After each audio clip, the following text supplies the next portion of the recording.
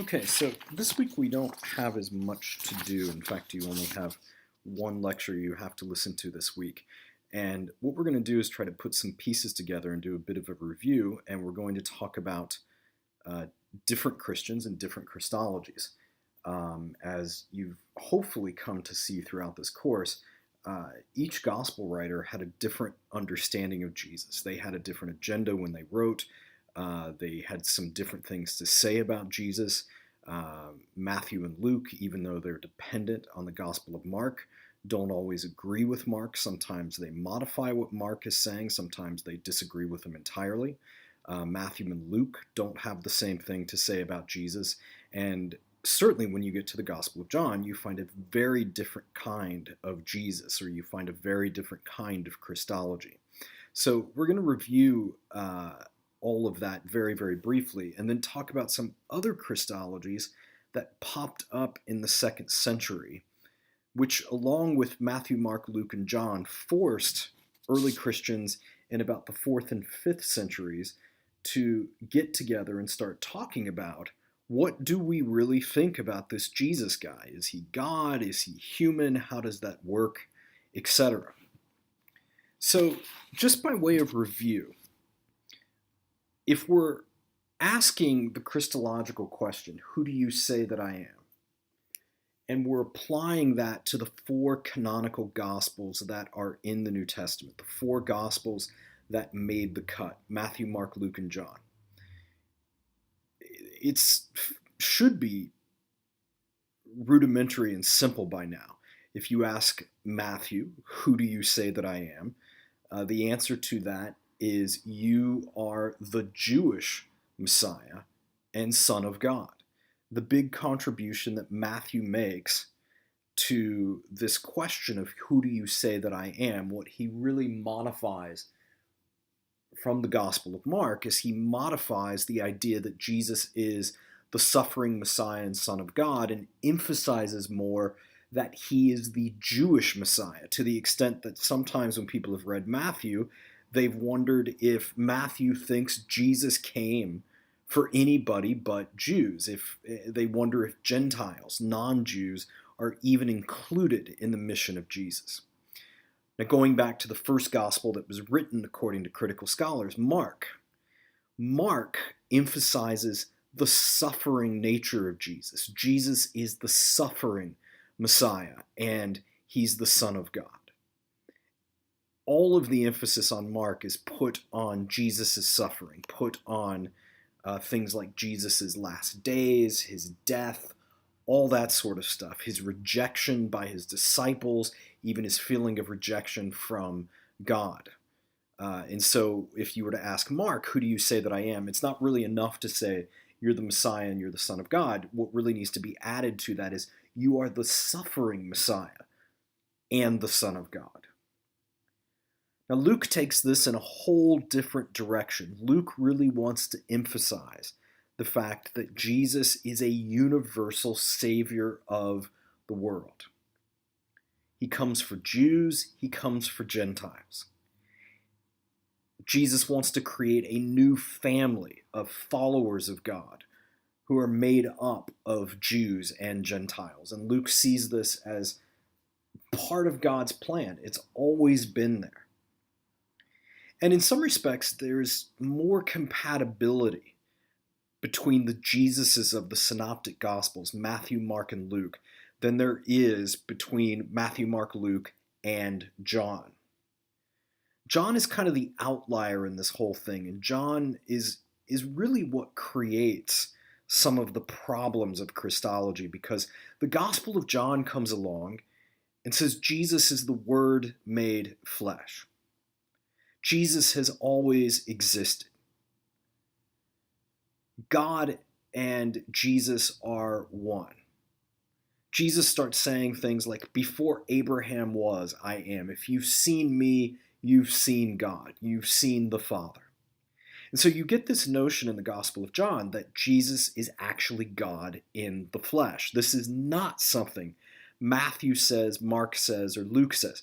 If you say Jesus is the Son of God, you're not saying he isn't divine, but you're not going so far as saying he's God in the flesh. And this creates what theologians call high Christology, low Christology. Low Christology is when you start with Jesus on earth. You start with the more human Jesus. And at the end of your story, Jesus moves further up into the supernatural. He moves further up into heaven. He ascends into heaven, like in Luke's gospel. But if you're a gospel that has low Christology, like, for instance, particularly the Gospel of Mark, what you really emphasize is the human nature of Jesus. If you're a gospel that has high Christology, you emphasize the divine nature of Jesus. So basically, theologians and scholars today would say Matthew, Mark, Luke have more of a low Christology, Mark's probably being the lowest, and John has a high Christology. So these Gospels, when they answer the question, who do you say that I am?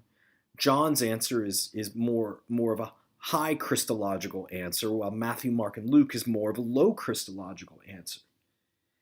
And really, if John was not part of the New Testament canon, there wouldn't be a problem. It's trying to reconcile the low Christology of Matthew, Mark, and Luke with the high Christology of John that really creates Christology in the first place and really creates all the problems and questions of Christology that persist down to this day.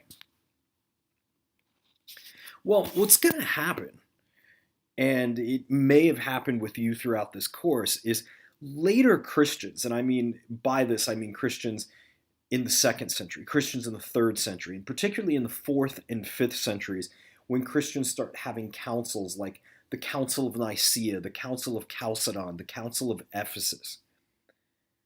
They're going to start having these later Christological questions that just naturally come out of the Synoptic Gospels and John and some other Gospels I've had you read that they've rejected, like the Gospel of Thomas, and one we're going to talk about here briefly this evening, the Gospel of Peter, which represents even another kind of Christology. And these questions are going to be questions such as, well, if Jesus was God, like the Gospel of John claims, to what extent was he God, and how does that work? If Jesus was human, to what extent was he human, and how does that work? If he's both God and human, how do we reconcile that? How does that work? Is Jesus equal to God? Or is he subordinate to God?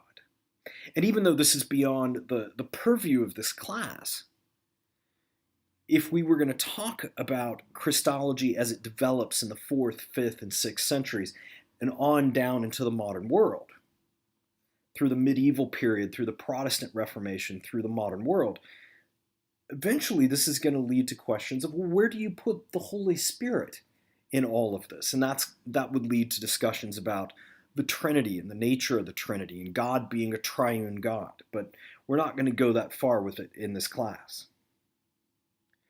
But as I said, these are questions that are going to be debated by followers of Jesus all the way down through the 4th and 5th centuries.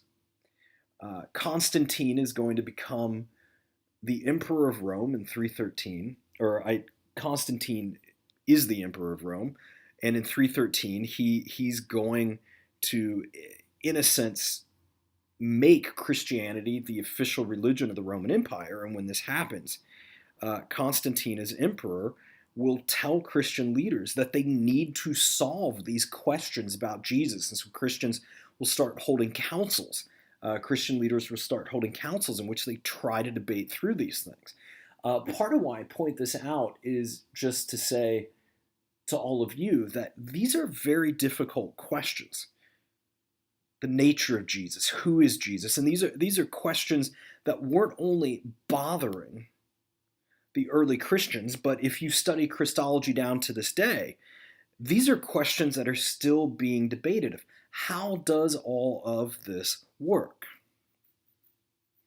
Well, let's look at yet another kind of Christology that develops in early Christianity, which comes out of the Gospel of Peter. Now, I've put the text of the Gospel of Peter in English translation on the e-learning website, but it's not that long, so I am going to read through it here in this lecture, and you can print it out or you can follow along with it, and I'm going to point out some very interesting things here to you. The Gospel of Peter was likely written in the first half of the 2nd century. It's a text that's in Greek. It claims to be written by Peter, the right-hand man of Jesus, the Apostle Peter. It certainly wasn't written by Peter. It's way too late to have been written by Peter. And it was rejected by the synods of Carthage and Rome. It was rejected as a gospel, as a viable gospel by the synods of Carthage and Rome, which is why it doesn't appear in the New Testament. But it was found in the Egyptian desert, like so many other texts, like Thomas, etc. And it represents a form of Christology called Docetism. And this is very different from Gnosticism, the kind of Christology of the Gospel of Thomas. But this is another kind of Christology that forces many early Christians to start thinking through, what is it that I actually believe about Jesus? What is it that we actually think about Jesus? You know, some of these questions such as, if he's God, to what extent? If he's human, to what extent? If he's both, how do we reconcile that? So the Gospel of Peter, we don't have the entire Gospel. What we have is a fragment of the Gospel, which seems to be part of the story of Jesus' trial and a bit about his death and resurrection. And we don't have the ending of the story. We don't have the beginning of the Gospel. We don't have the end. It just breaks off. Presumably, this was a much longer gospel, a narrative gospel like Matthew, Mark, and Luke. And John, it's not like Thomas where it's a sayings gospel, saying 1, saying 2, etc. And presumably this was a gospel that was much longer and talked more about the life of Jesus, etc. So let me just read through this gospel, and I'll point out a few things as we go along, because there's some fascinating things in this text. Not just Docetism, but there's some other things going on in this text which tell us a lot about what's going on with Christianity in the 2nd century, so about 100 years after the death and resurrection of Jesus.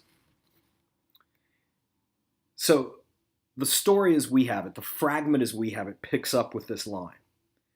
But of the Jews none washed his hands, neither Herod nor one of his judges. And since they did not desire to wash, Pilate stood up. And then Herod the king orders the Lord to be taken away, having said to them, "What I ordered you to do, do." Now, what's going on here is it became pretty typical in the 2nd century for followers of Jesus to have to start switching the blame for the death of Jesus from Pilate, representing the Roman Empire, to the Jews and to Jewish religious figures. And that's what's going on here in the Gospel of Peter, is the Jews and Herod are unwilling to wash their hands. They're admitting to the guilt of the death of Jesus. But Pilate is going to come out here in the Gospel of Peter as an innocent individual. Now, why this starts to happen is because in the 2nd century, the relationship between the church and the synagogue has gotten very, very tense. The Romans have realized that the early Christians aren't just another sect or group within Judaism. And the Christians are starting at this point to separate themselves from their Jewish roots. And all of this leads to a lot of tension between Jews and Christians. And it leads to a lot of tension between Gentiles who are following Jesus and Jews who are following Jesus and Jews who are not following Jesus. But the other thing that's going on is Christianity is politically trying to survive in the second century. And so it's trying to retell the story of Jesus, his trial, in a way that says we don't blame the Romans for anything. And so the blame is being switched now from what you see in the Synoptic Gospels. It's being switched from Pilate to the Jewish leaders and to the Jews in general. So the Gospel of Peter goes on, but Joseph, the friend of Pilate and of the Lord, had been standing there. And knowing that they were about to crucify him, he came before Pilate and requested the body of the Lord for burial. And Pilate, having sent to Herod, requested his body. And Herod said, Brother Pilate, even if no one had requested him, we would have buried him, since indeed the Sabbath is dawning. For in the law it has been written, the sun is not to set on one put to death. And he gave him over to the people before the first day of their feast of unleavened bread. But having taken the Lord, running, they were pushing him and saying, Let us drag along the Son of God now, that we have power over him.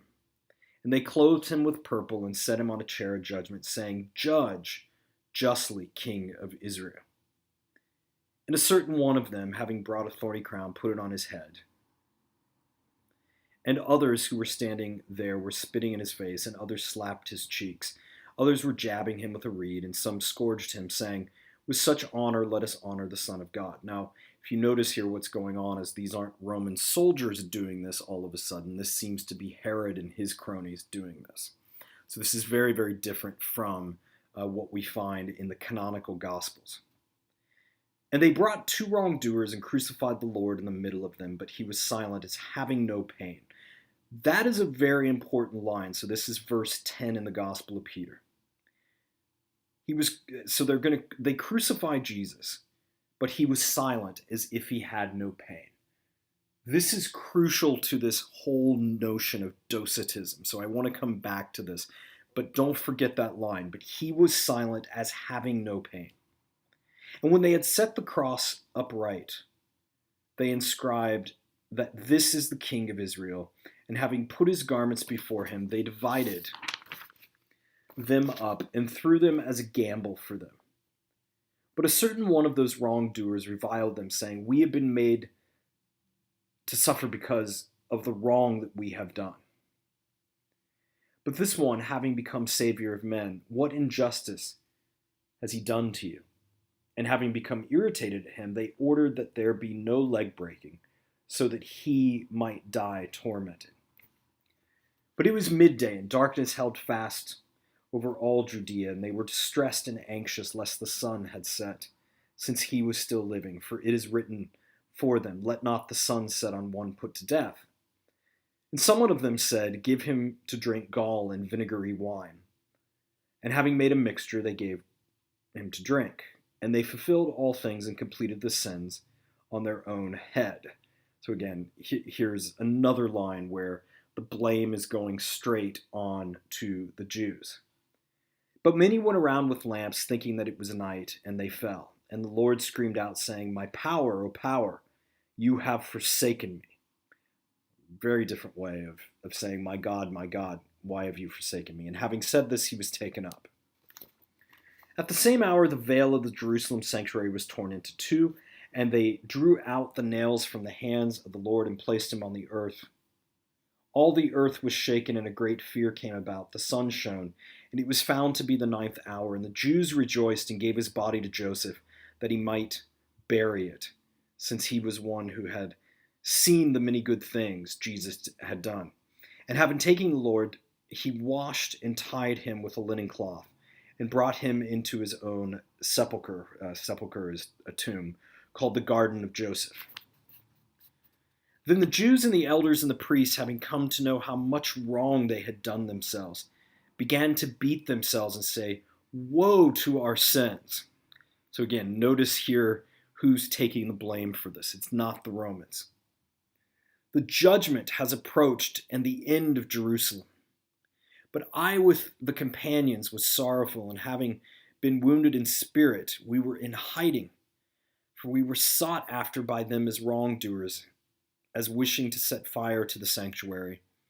In addition to all these things, we were fasting, and we were sitting mourning and weeping night and day until the Sabbath. But the scribes and Pharisees and elders, having gathered together with one another, having heard all that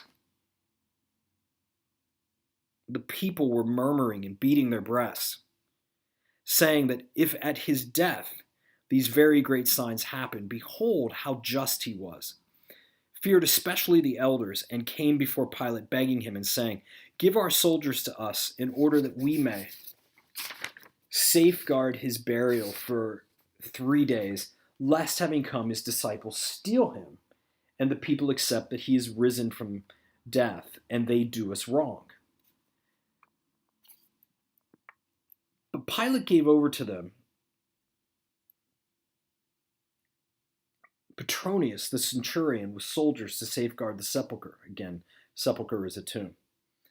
And with these the elders and scribes came to the burial place, and having rolled a large stone, all who were there, together with the centurion and the soldiers, placed it against the door of the burial place, and they marked it with 7 wax seals, and having pitched a tent there, they safeguarded it. But early when the Sabbath was dawning, a crowd came from Jerusalem and the surrounding area in order that they might see the sealed tomb. But in the night in which the Lord's day dawned, when the soldiers were safeguarding it 2 by 2, in every watch there was a loud voice in heaven, and they saw that the heavens were opened, and that 2 males who had much radiance had come down from there, and come near the sepulchre. But that stone which had been thrust against the door, having rolled by itself, went a distance off the side. And the sepulchre opened, and both the young men entered. And so those soldiers, having been awakened, the centurion and elders, for they too were present, safeguarding, and while they were relating what they had seen, again, they see 3 males who have come out from the sepulchre, with the 2 supporting the other one, and a cross following them. Now, this is a very mythical part of the story. For one reason or another, the cross that Jesus was crucified on comes out of the tomb. It starts walking around. And the head of the 2 reaching unto heaven, but that of the one being led out by the hand by them, going beyond the heavens. And they were hearing a voice from the heavens saying, have you made proclamation to those who have fallen asleep? And an obeisance was heard from the cross. Yes. So apparently what the Gospel of Peter is saying is the cross has gone and preached to those who have already died. And so those people were seeking the common perspective to go off and make these things clear to Pilate. And while they were still considering it through, there appeared again the open heavens, and a certain man having come down into the burial place.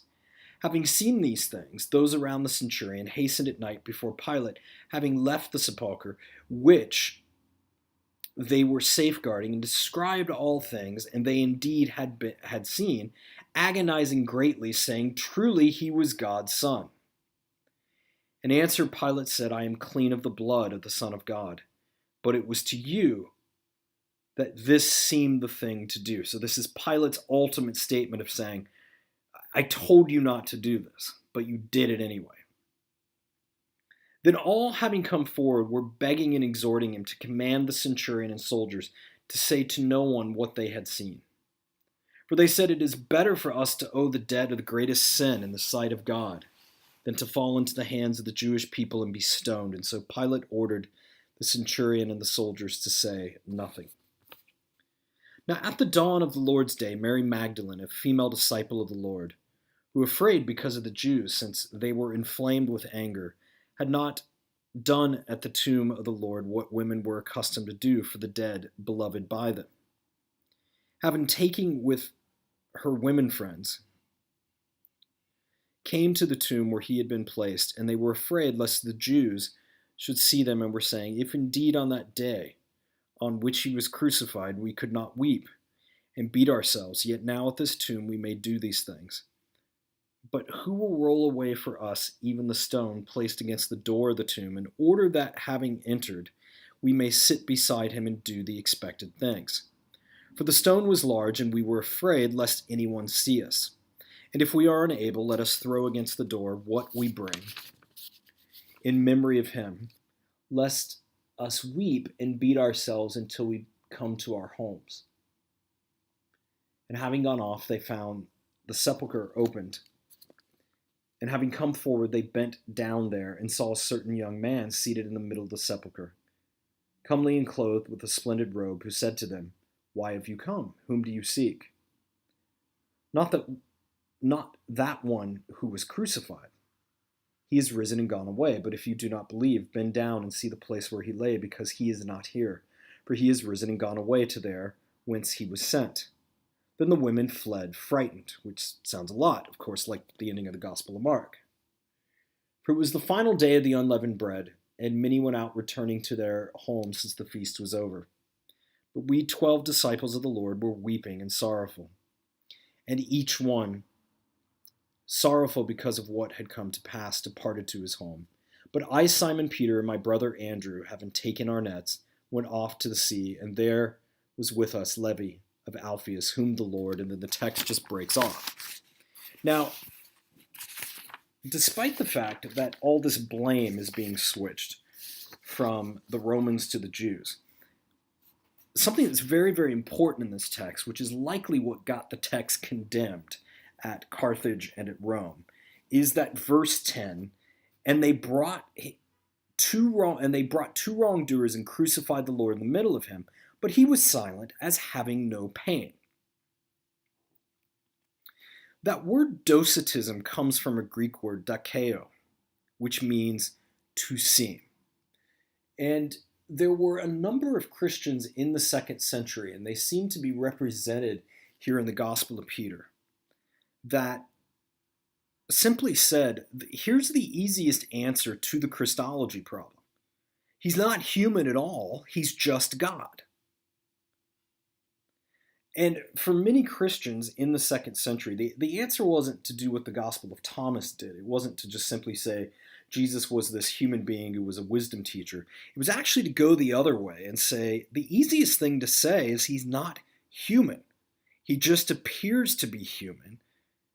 The reality is he's just God. And so docetism is it becomes this heresy that says Jesus wasn't really human at all. He only appeared or seemed human to us.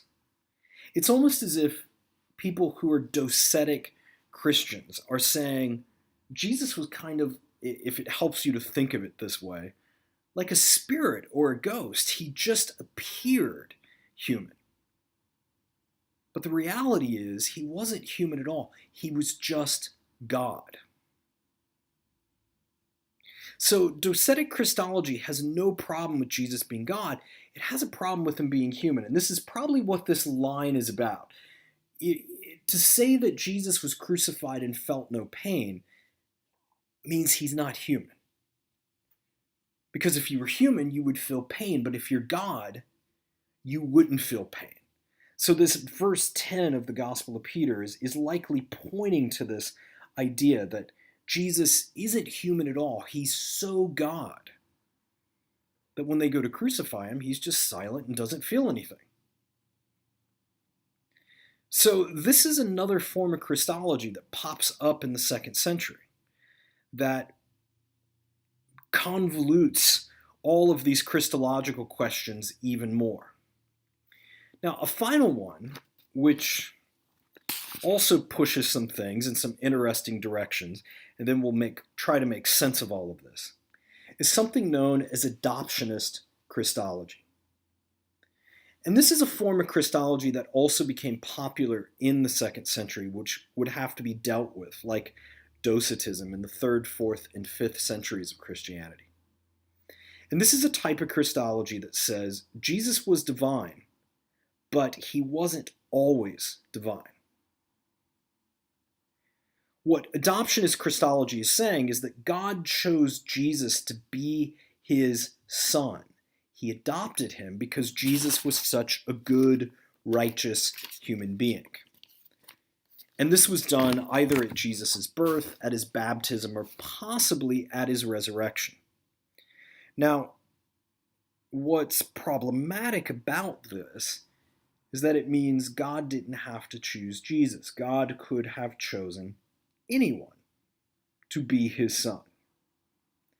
And yet, ironically, the adoptionists have a point here, even though this is later rejected. Because there are hints of this sometimes throughout the New Testament itself. So, for instance, if you read about Jesus' baptism in Luke chapter 3, verse 22, this voice comes out from heaven and says, "You are my son, with you I am well pleased." Some manuscripts of that text even add, "Today I have begotten you," or "Today I have adopted you." So there is some precedent for this kind of Christology. Now, it doesn't become small o Orthodox Christology. It is not accepted by the early Christians, but it is a belief that many Christians in the 2nd century hold on to until it's later rejected. So, if you look here on this final slide, this is what is really a summary of ancient Christologies. This is an ancient Christology chart, and if you start on the left, you have here, you always start Christology, obviously, with the person of Jesus.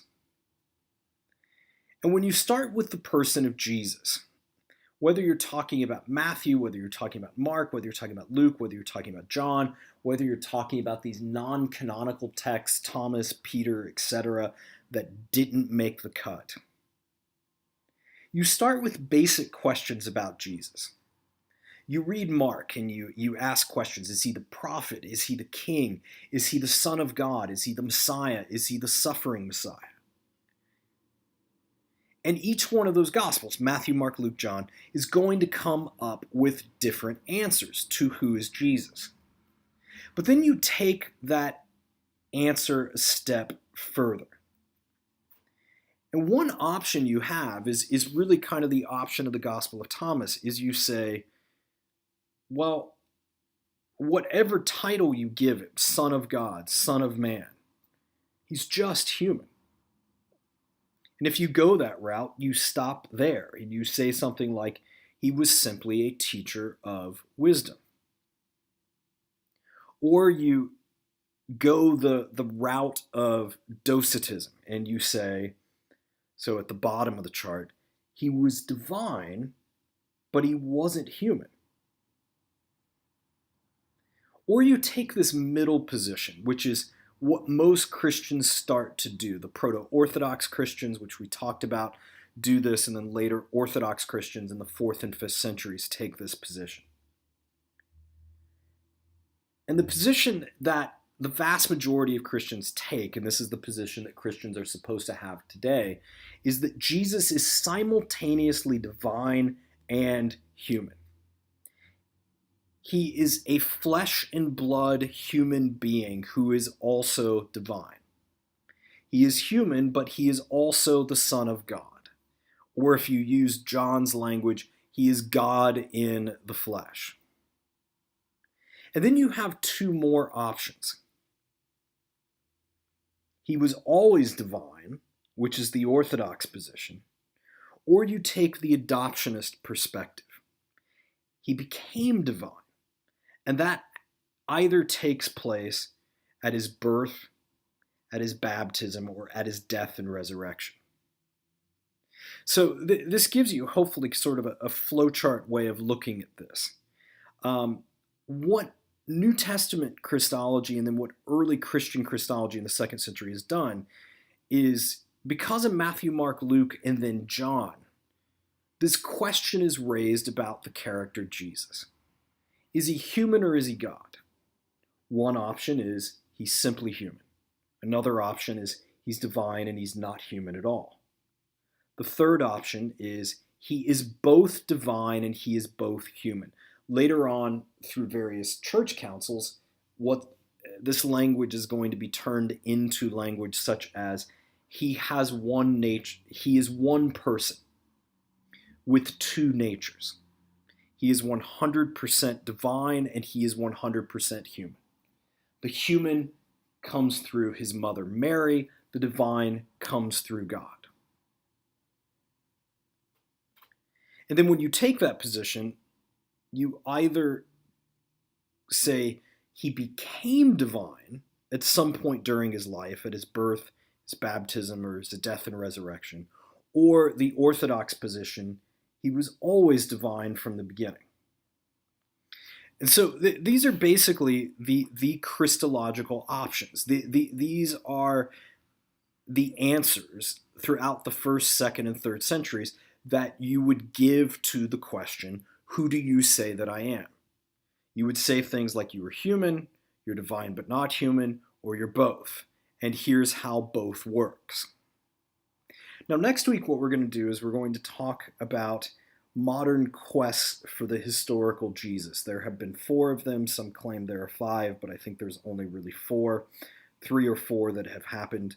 And we're going to talk about what modern historians have said about Jesus, who he is, how they've come to some of these conclusions, etc. But for now, you should think about this Christology chart, and for your own purposes, actually think through, okay, where do I think Jesus, after having read all this material, Matthew, Mark, Luke, John, Thomas, Peter, where do I think Jesus fits on this chart, and where do I stand on these things?